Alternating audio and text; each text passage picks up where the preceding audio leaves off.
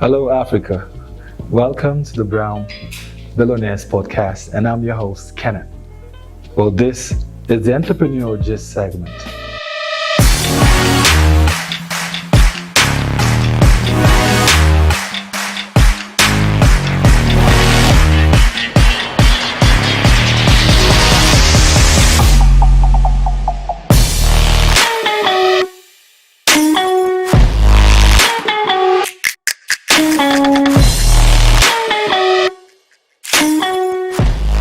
Today, we're going to be talking about discipline in entrepreneurship. But before I go any further, I would like to help us understand that this podcast is proudly sponsored by Crown Group of Companies and Volkswagen Nigeria Limited. Well, moving on, what is discipline? Discipline basically is self-control. Self-control, the ability of a person to control themselves. If you ask anybody who hits the gym regularly, they're going to tell you this. They'll tell you they don't wake up every morning feeling like hitting the gym. It's just about understanding what you have to do and what needs to be done. So, why is self-discipline important in entrepreneurship? Well, if I'd like to help you understand this more, I would like to make you understand that entrepreneurship is about coordinating and making things work in a particular order. So, I can further say that that's about control. So, if it's about control, then how do you control others if you can't control your own self? You see, so in entrepreneurship, discipline is key. Okay, sometime last year, I decided to start a new firm. The reason why I decided to start a new firm was because I noticed that a lot of the times that I was having the board meetings and the other company, it began to look like a charade of who has the biggest balls in the boardroom or in the seat. It got too messy. So I decided to start something different, something unique, something I could put my words in, my strength in, and then my energy was going to resonate in the same manner. So I started a new company. Now, I realized that it's just me. It's not like the last one where I had the strength of 6 people. I'm going to be alone, and I have people who are going to laugh at me if I fail. You see? So I decided to start it. I started in my parlor, and then when I got the first set of staffs, I told them that, look, we're going to leave this place into a place that's bigger. Well, about 1 year, 6 months, I got a place that was bigger, and then I moved. If I didn't become disciplined in what I was trying to achieve, having a clear vision, a clear goal, then I would have been a laughing stock. Okay, so sometime 2 years ago, I met a girl, and she was telling me about how she was thinking about starting a POS business. Now, in the POS business she was trying to start, I asked her, what does she have? She said she had about 50K savings, and she was thinking about getting a POS machine from that 50K. So I said, okay, that's cool. So what do you need exactly? She said she's going to need an umbrella and a space to put the umbrella in. So I said, okay, fine. So do you have a place to get the umbrella from? She said, well, no, but she had some people were renting umbrellas out. I was like, okay, that's good. So what do you need? She's just thinking it's going to be a good idea. I mean, having the fact that she didn't have a place to sleep at and whatnot. She's still staying with her sister, who was giving her issues at that time. So I said, okay, cool. So what's your plan? What's the big idea about? She said she planned to have at least 5 points in the city of Abuja. So I said, okay. Then I told her my own story of how, I'm trying to put myself together and whatnot. Long story short, I met her about a week after, and then she was telling me about this thief guy. So the story she gave me was, there was a thief guy who was in a particular shop she's trying to rent, who stayed there for about a year plus, and how he crumbled someone else's business. He ate the profit, they entered the capital. And I was like, what's the story? She said, he was into women. And I don't mean the kind of into that you're talking about or you could be thinking. I mean like into women. I mean, he was like a chronic womanizer, some sort of way. He had so many girlfriends. His slogan was Munchi, Munchi. In Hausa it means you eat, I eat. This means he gave the money, and in turn, they gave him sex. He was the happiest guy. Oh, there. Well, he had the profit and then he had the capital. And even when he tried to borrow money, he kept on eating the money away. The point is, certain habits could cripple you as an entrepreneur if you're not focused on discipline. No matter what happens, anybody around me could tell you this for free. I am very strict when it comes to business. The Ken you know outside of the office space, not the same Ken you know in the office space. That is the only way to instill discipline with the people you work with. Now, like I said earlier, especially when you're a young entrepreneur, you're a startup, you're most likely to work with the people you know because they are the ones you can actually sell your vision to faster. Truth about the matter is, I'm actually a tech bro. And I'm not going to lie to you, I kid you not. Any tech bro is going to tell you the same old story.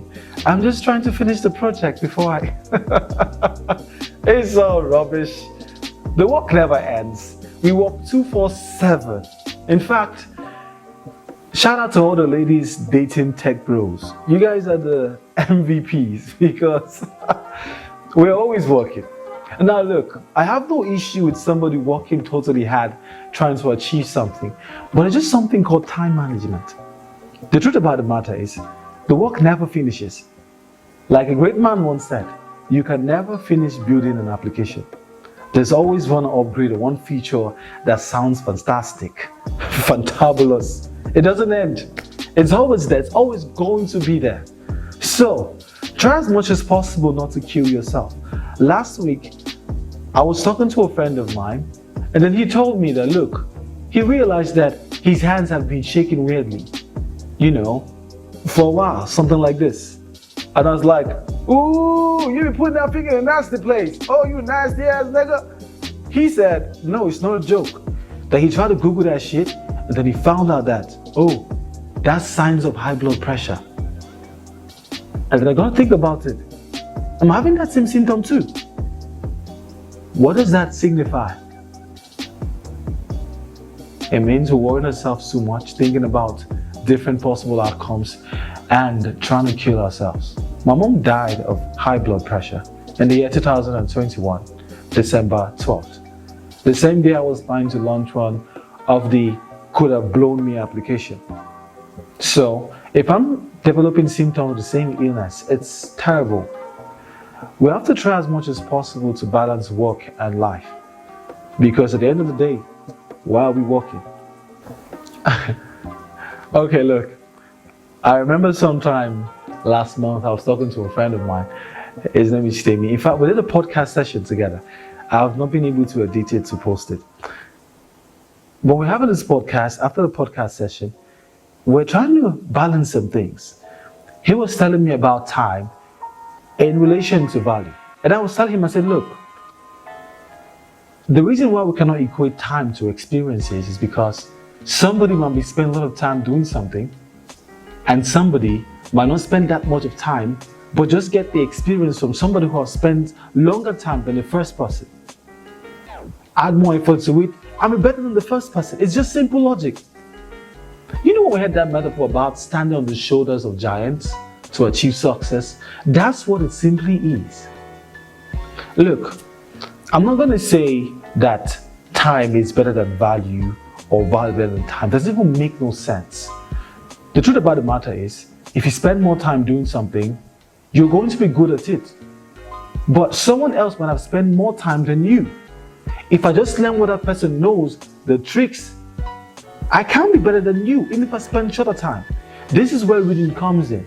I'm not going to lie. I'm not a good reader. I don't like reading. But I watch video clips. I like to watch the video clip of someone who read it before to break it down to my own understanding. It's the same information I'm consuming.